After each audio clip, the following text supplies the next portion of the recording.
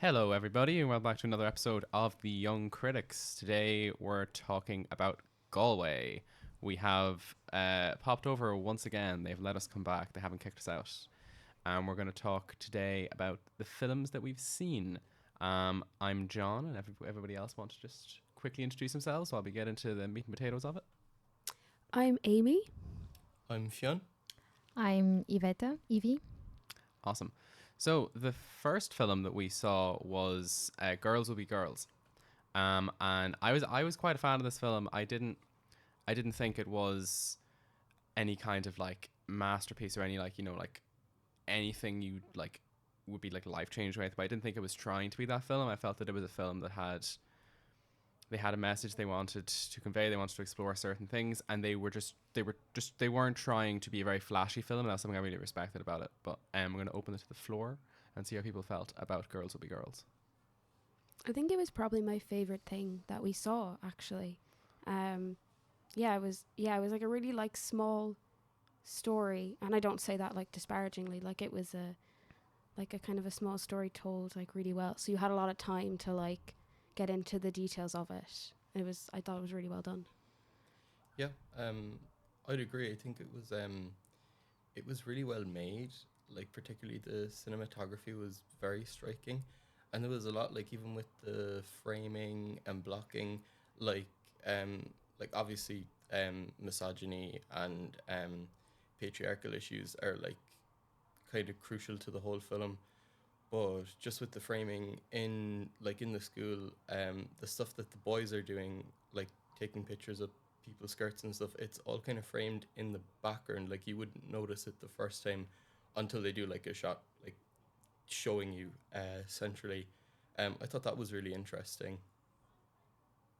Yeah, I think it was very grounded, and again, not like in a negative way. But what I really liked about it was more the way that it explored a different. We're used to seeing coming of age stories which are very Western orientated or based in America, and here it was. I was quite interested to see the boarding school type of in that sort of country, just because I didn't expect to see that, and really the relationship between the mother and the daughter was quite interesting to me, because there is usually, a convention in coming of age stories is the friction between a parent and a child.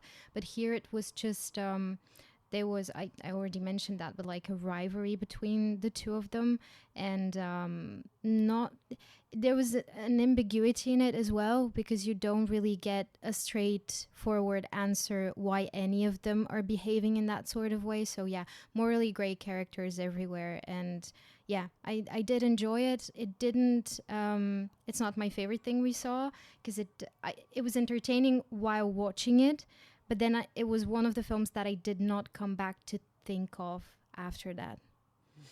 Yeah, something I should have added is that Girls Will Be Girls is set in India, and it is about it's a school set film. It's a coming of age drama, and it focuses on a particular young woman who has a lot of immense pressure placed on her by her mother, and it's her sort of exploring womanhood, dating them for the first time, and she has these intense ambitions, but she's also trying to find time to just be herself.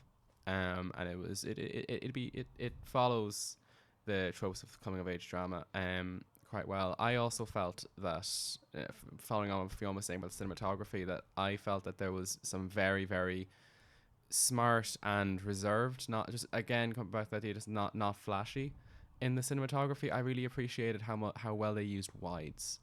And I do think that wides are probably the most underutilized shot in a lot of film, and I just thought that there was a lot of moments where they just allowed us to sit with the character in a wide and see how she was interacting with the space, and seeing how how focused she was. But moving on swiftly, next film that we saw was Architecton, and that was a it was an interesting one. It was unconventional. Unconventional, yes. It was about about architecture, and most of the film follows, you know, cliffs being broken down into rocks, and then essentially the whole process of making concrete.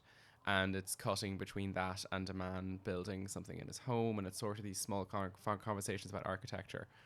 I will throw it first to Amy to see what you thought. We can Thank go you around so the room. much. I didn't love it. It was, yeah, like I don't mind something being experimental, but I think I just wasn't prepared going into it that there was no narrative structure to it, really.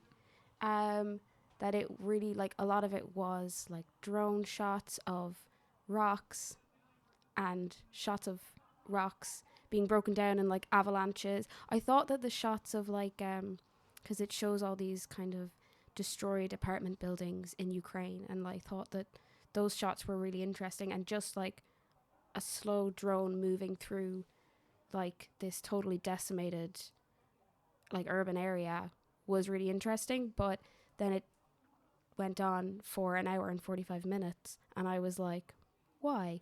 And then I feel like we only really found out why in maybe like the last 10 minutes. At least that's only when it made sense to me what the whole film was about, so it didn't really keep my attention.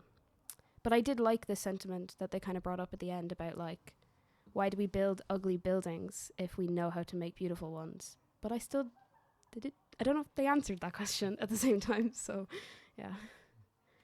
Fiona, what did you think? Yeah, I don't know if I can say if I liked. Well, I did enjoy it. I don't know if it's a movie you'd say that you like. I might watch it again. Like visually, it was gorgeous. Like it was stunning. A lot of the shots were stunning to look at. I know it may have held the camera on a lot of like rocks exploding and stuff, maybe a little too long.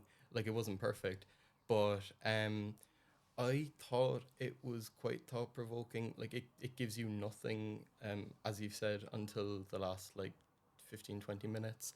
It kind of leaves it completely up to you, and I felt that there was a lot of themes in it, like from my reading of it, about like, you know, like the production process of like buildings, something that we're quite detached, like most people would be quite detached from anyway. And kind of it shows, like even linking it with Ukraine, like how there's so much to making concrete, like destroying landscapes, and then it comes back to buildings being built and then, you know, being destroyed because of war and stuff like that. So it was interesting, definitely. But yeah, I don't know if like is the word that you'd put for it. It was definitely an experience, and I'm glad I saw it on a big screen. Yeah, on the note that Amy mentioned, I actually think that my main concern with it was that there was an attempt of a structure, of a narrative structure. It was just executed horrendously, because I did know what it was about before going in, and I knew what to expect. However, there was one of the most striking things for me was there was a shot of stones in like not the circle that he talks about, the architect, but several just like different colors of stones and in circles that resembled cut tree, sort of like the circles when a tree is cut. And after that there was a shot of the concrete buildings, and then nothing against it, so no trees, no nature, no animals, and then a shot of like antique buildings and ants and sort of insects around them. So I do think that through the shots there was some sort of attempted narrative structure in sort of like, here I saw that theme that they talked about in the last 10 minutes of how around cement you can't really have any life. Yeah, and that's why it's you know, it's kind of linked to not a circle but kind of like an end thing, and I liked how they tried to tell the story through that kind of shots. But I think the fact that we got that kind of explanation at the end and we didn't have like a better structure really ruined it for me, as well as the pacing. I think if it was a bit not even necessarily shorter, but if it was tighter in a way of like showing it to us, it would have been a lot more emotionally, I would have been more emotionally invested. And I do think that it's one of those films that you can't really say that you do not like, because it does send a very important message. So saying that you don't like it is just, I just think that it's a great message that is executed really, really bad. And I just wish that it could have been very, very good if done properly. Yeah, I completely am on your side. I think that it's a very engaging message. It's a very important topic to discuss. Like, you can completely see, sometimes you see a film that you don't really connect with and you're like, how in God's name did that get funding and go through the whole steps? But I'm like, no, if someone came and pitched that to me, I'd be like, I don't have €1 million, but I'd give €1 million if I did. But I just found that I feel like they really failed to consider audience engagement in that film. Like, and it's something that can happen with these kind of highbrow films that have very important social messages. You can become so wrapped up in the feeling that what you're talking about is important, and that's what especially with the whole film being sold on that. But you have to get people to pay. Like, you don't just go up to someone and scream about a message. You that's part of the purpose of storytelling. You're pulling people into a space they're comfortable in, and you're going to deliver them in that, the whole thing of ethos and pathos. And I felt like it just completely ignored that, and it was a shame, because when it got to the end I was like, oh, for God's sake, this was such a brilliant message, such a great thing to discuss. But it's not a pleasurable viewing experience, I wouldn't say, but it is an important film. Just going to move swiftly on. The next film that we saw, Limits of Europe. Thank you. The next film that we saw was Limits of Europe. And that was a documentary about migrant workers and illegalities going on in Europe. And I thought that it was a really striking piece. I thought that it really, like, again, I thought I thought it was a really striking piece. I thought that what the director said at the end of the film really stuck with me, that this isn't something that would shock people, but like, it's something that needs to be brought into focus. And I just thought that was a very, very, very good way of putting the film, that like, people are aware that this exists, but it needs to be discussed, and it needs to have a focus put on it, and we need to like actually put ourselves face to face with it. I thought there was one point in the film that I just thought was really telling and really brilliant, and the fact that they had the confidence to deliver it in an offhand manner and not be like, hey guys, look, here's a beat, was when there was a section where she was working on the woman that went undercover into a migrant facility or a warehouse where they were packaging stuff for shops. There was a day where they were working, I can't remember what it was, but it was something insane. It was like 14 hours, like, and they've been doing this consistently for like a week more. Even it was insane. Like, it was very blatantly illegal, obviously. And they mentioned the reason they were under so much pressure was because there was a deal on cabbage or something, or on salad or something in the shops, and they just said it in such an offhand manner. I thought the confidence that the director had to not zone in on that and just leave it there, because it is a fact of their lives. It is to them something, and I just thought that was fantastic. And it's the kind of details that documentaries can really bring out that sometimes fiction can't. So I was a big fan of this one. I did find it a little bit, I don't know.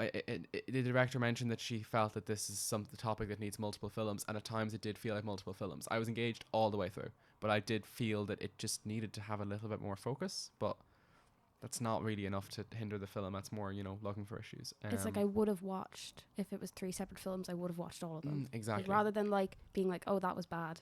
It's just like, oh, there was so much in that, I would like to know more. This seems like a good transition for you, Amy. Well, yeah, no, I really enjoyed the film. I really respect a documentary filmmaker who like gets that like hands-on in like the topic, because she really went and like looked for those jobs and worked those jobs herself, that kind of like undercover work, and it makes it feel so much more real, and the stakes feel so much higher. And I think you're less worried then about like is, you know, if you're interviewing someone, like, how do you pick the person you interview and how is that affecting the documentary and everything? But like, it was really just, this was about her experience, so you can't really argue with that necessarily. But I thought it was really good. There was definitely a lot in it. I know, like, Evie, I know you have more of like you have an actual Eastern European perspective on it, if you have. Yeah, Thoughts? I did very much enjoy it. And one on the note, what John said in the beginning is that in the end, the director mentioned that it's something that unfortunately is very overlooked. It's a problem that's been, to be frankly honest, it's as a Eastern European, it's been there for ages, and it's just in the countries. Well, speaking of for my country personally, it is so. Kind of established in the country itself that this is normal behavior, that they don't see it as a problem. And this is what she said at the end, the director as well. And what I liked what John said was that I do agree. I love the fact that they didn't, the director said that she didn't include COVID, and she didn't include the conflict with Russia and Ukraine, although that they were happening simultaneously while they were filming the film, because she didn't want to switch the theme. And I agree, because all of these are obviously very major events that have, influence and terrible consequences as well. But it is, I like that she didn't allow it to switch really, to stir the direction of it, because the exploitation of human nature and labor, especially what is considered I'm doing a quotation mark right now, a cheap labor is a problem that I think has been very overlooked, and it hasn't been explored enough in Western Europe. So I even think that Western European people are aware of it, but it's just something that we turn, like, people just in general turn a blind eye to, because there are more important problems or conflicts in that moment. So I like that she didn't allow this, despite the importance of the other events, to really change the perspective or change the point that she wanted to make with the film. And I agree with the fact that the focus could have been one of the three things that we kind of experienced. But I think that there was an emotional element there that she was trying to convey through it, because I really like the segment in France, because it was, again, obviously exploitation and all this, but there was this emotional connection with the people. She didn't want to leave them at the end, and there was the connection that was established. And I just think that there was a bit, at the beginning you're angry, at least at the first part, the first sample, I was just extremely angry. And then at the third one, I saw that even though your Eastern European people go through this, they do not lose their humanity, and they just strive to help. And I think that the film, apart from showing problems, was really, it just very well depicted the kind of mentality and mindset of Eastern European people. Because even if you have one bread, we would always share it. It's just, it might mean that you would not eat, but it's a very sharing community. I think that comes with the historical consequences as well. But I think that it was very great. Yeah, I really, really enjoyed it. Fiona, any closing thoughts on it? Yeah, well, I don't really have much to add. I guess I agree with what you guys, John and Amy, what she said. Just how, like, it, like, it could have been a load of different films. It could have been like 4 or 5 different films, and I would have watched each one of them. Like, the scale that the reporter covers is massive, just even with the different jobs that she does. And like, obviously they're extremely taxing, but in different ways. Like as Evie said, the last one is very emotionally taxing, like caring for the elderly with dementia and Alzheimer's is it's a horrible job. And then, but like, so is like working in a hotel. There's one stage where the reporter goes to work in a hotel in Ireland, and she's um, she's made do insane amounts of backbreaking labor, just completely exploited, um, and yeah, like there is the scope is pretty, like she casts a pretty wide net with it, which is fascinating, um, and yeah, I guess the only like little complaint I would have had is the way it was filmed was on a pair of glasses that had a camera on them, and obviously there's a lot of footage that maybe couldn't have been shown for legal reasons and whatnot, but there is a lot of sequences where the reporter's just explaining situations that happened instead of showing them. But I mean, obviously, that's the thing with making documentaries. You know, you're not going to get everything. There's legal issues, and you know, you have to find a way to get around them. And that's kind of just me being nitpicky, really. But yeah, no, it was a really interesting, eye-opening film. Yeah, I completely on the same side as you. I think that it really gone to some very interesting places. Moving on to our next one, which was The Lost Children, and I was a massive fan of this one. This is maybe it's up there with like favorite things I've seen so far this year. Like I was a huge fan of this film. I'm actually going to shake things up, and I'm going to ask Evie to start. We can go the opposite direction. Lovely. I agree. That was I think that it is my favorite one that we saw in the whole of the festival.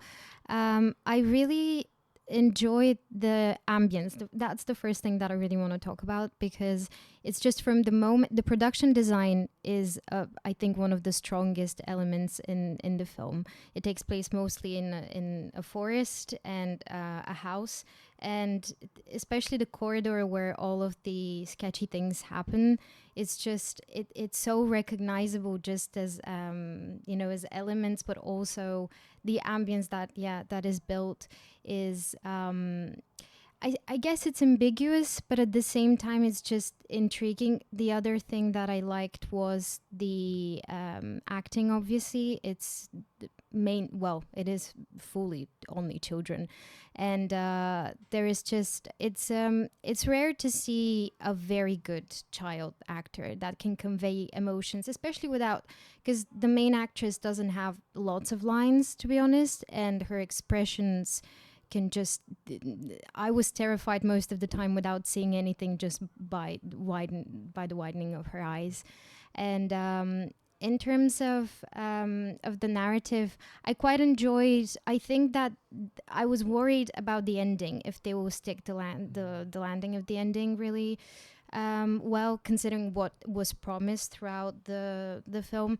But I quite enjoyed it. It reminded me of films like The Babadook or Marrowbone, just because of the emotional element, and as well as this symbolism, just using horror or thriller elements to represent guilt or emotional trauma. And I really enjoyed it. I'm just going to, because I didn't before. Lost Children is a Belgian film, as I'm aware. Yeah. I actually wasn't sure. Lost Children is a Belgian film, and it is about these children in a small house in the middle of the forest, and they're on their own. And that's sort of part of the mystery of the film. Why are these children on their own? I suppose a little bit of a Lord of the Flies situation. And one of the children starts seeing things in the woods. There's something, and then starts seeing things in the house, and there's something amiss in the home, and it delves a lot into trauma suffered in the family, and it's really impactful. I'm gonna move you on to Fionn.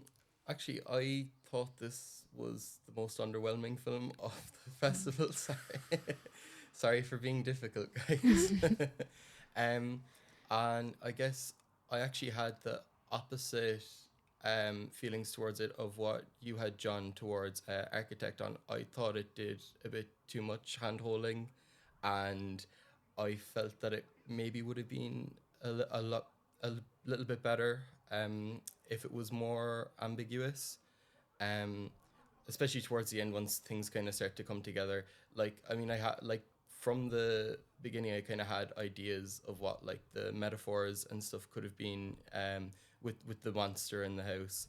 And then I don't know, it just felt once it explained what that was, what was behind the shadows, I felt a little disappointed. I guess now, like, the acting is excellent, as you said, Evie. Like, the children are great in it. They really do a phenomenal job, and especially the youngest daughter. I think it's Audrey is her name. Like, she genuinely looks petrified for most of the film. And like, it looks great.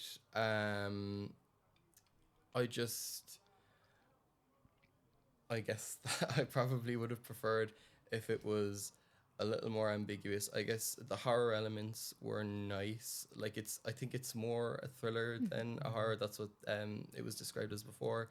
And like, they were nice touches, but they did feel a little cliched. And I did kind of think that with the film, that it's like I've seen this 100 times before. I can actually I can agree with you on certain points. I especially that, like, I do think that the horror of the film very much evaporated after the first 15 minutes. I feel like they had a decision to make, and it was like, did they want to prioritize atmosphere, or did they want to prioritize the psychological emotional drama elements? And I felt they chose to focus on the psychological drama elements. That's what I tend to prefer, but I can see how they lost some atmosphere on the way. But anyway, going on to Amy. I kind of agree and kind of disagree. I think I was the only one who was actually scared. Like, Evie was sitting next to me and I jumped and I had to like look away. But I think it was because the children were such good actors. Like, I was so scared for them, and I don't know, I could really feel that fear of, like, I don't know, like, did you ever have a scenario where, like, you were home by yourself and your mom's like, I'm going to come back at 5, and then it's 5:10 and she hasn't come back, and you're like, oh my God, I'm going to have to make it on my own now. So you kind of get that sense, and the children were just such good actors that I was really scared for them. I don't think it lost the horror element as quickly maybe as it did for you, John, but I kind of agree with Fionn. There is one bit, not at the very end, but towards the end, and I don't want to like spoil it, where they very much like say explicitly exactly what is happening. And I kind of wish they hadn't. It was like, as soon as they really were like, okay, so this is exactly what all the characters are doing and what's going on. I was like, oh, okay. I kind of would have liked to try to figure it out by myself.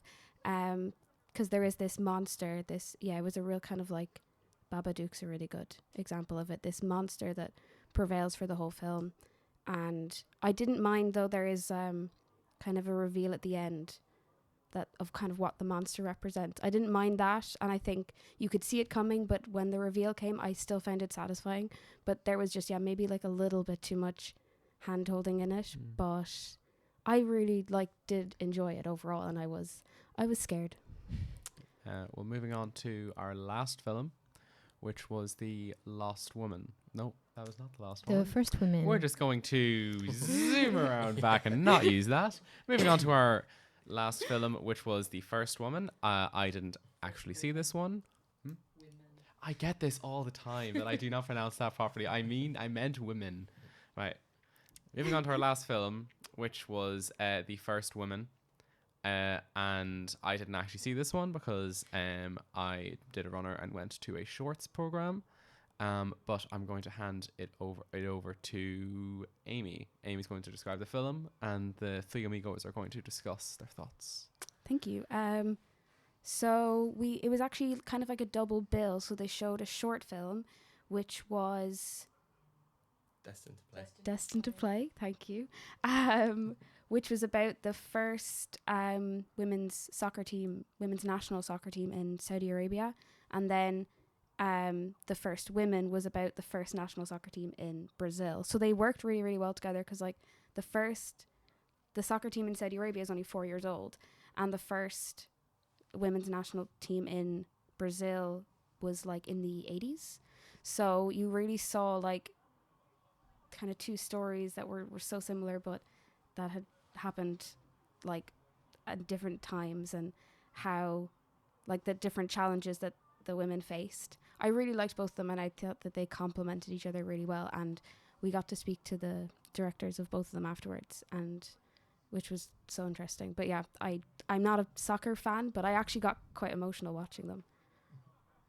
Yeah, no, I agree. It was a really good juxtaposition. So the first one, Destined to Play, was a little more like the framing of it was quite uplifting because, as you said, Amy, it's more recent. The soccer team is only formed in the last 4 or 5 years or something. So there wasn't like massive history to go through, and it focused on a lot of the players, and it showed how inspiring, like how much they inspired a lot of young girls in the country, and how a lot of them are playing soccer now as well. Which it was fascinating, and it was extremely satisfying to see, because I feel like generally when things come out about like Saudi Arabia, it's like mostly kind of negative, kind of horrific things. Which it was nice to see something a little more uplifting. And then with the First Women, it was the narrative was a lot more kind of it was a lot slower, obviously, because it's a feature length instead of a short. But it was very upsetting just to see the First Women's football teams, just their lives now, and how, I guess, they weren't really appreciated at all. Like, I mean, the amount of misogyny that they had to put up with, and like disgusting comments was ridiculous. And I guess they never really got the appreciation that they deserved in the end, which was it was really really upsetting. And also, like you said, I'm not the biggest into football, but it was, both of them were like, they were gripping, like it completely like they were I'm sorry, I forgot the word that I was gonna say. No, they were great watches. Mm. Do you want to go? Moving on to Evie's. Yeah, I actually think that what I enjoy about the First Women was that it wasn't, well, coming from what the director said when we were interviewing her, was that she mentioned something, that football is a reflection of society. And I really like this, specifically addressing her film, because I do think that there wasn't much football in it, if you think about it. It was about like women in, a national team. But it wasn't, what I liked about it was that the focus was on the women and not them really being footballers, but the fact that they were what Fionn mentioned about misogyny and all this. And it was really uplifting, though. I found it, especially because the friendship that they have for so many years now. And I found it especially interesting that they followed each of their lives, and there were some who stayed in the football world, kind of like coaching, and others had not even normal jobs, because it was very underwhelming to see women of that kind of excellence and success to have a job like selling something on the street. And I found that to be I was really sad by that. But I don't think that it was a great double bill, as we mentioned, but I don't think it was about football as much. It was really about women in the world, and how we think that a lot has changed, but I'm not really sure that it is as much as we think it has. And I did really find it, there was one scene where they were explaining about their adventures in China, and there was one character that was one of the women was very, just seeing, I think that it's very kind of uplifting just to see someone having a good time. I felt like I was with them in the room. I had experienced the stuff myself, and it's just I do agree that it was a bit, I felt like it was a bit dragging at some moments, like the pacing was a bit off, but the emotional element was there. As for the short film that we saw, I did, and I'm saying that as a positive thing, but I was quite when they said that it was commissioned, I was like, yeah, I think it makes sense, because it felt like a commercial in some moments. But I think that it makes sense that here it was more football orientated. So it was about the restrictions, but in the football world, through, showed through women. So it was more about the football part through them. But overall, I really did enjoy both of them. And most importantly, when we interviewed the directors, and the producers, just filmmakers in general, they all seemed very passionate about what they've done, and they seem to have like a good connection and experience with the people that they've met while doing the project. And I think that really shows through the screen and the films. Well, that's the last of the films that we all saw. Before we finish, I would like to add that I went to the shorts, one of the short screenings, and saw a film called Woodlice, and would absolutely recommend it to anyone if they are, looking at a short screenings and they're looking through in any of the festivals, because it's going to go places. There's a lot of short films that come out about grief, like all the time. It's kind of exhausting sometimes, but this really captured the feeling of losing a parent at a young age in the most abstract and appropriately abstract, not like abstract for the sake of abstract way. And I thought it was incredibly emotional performances, an unconventional structure, but in a good way. I would really, really, really recommend it. So thank you very much for listening, folks. We've had a great time at the Fleadh, and we hope you've had a great time listening to us ramble about it, and we will see you in the next one.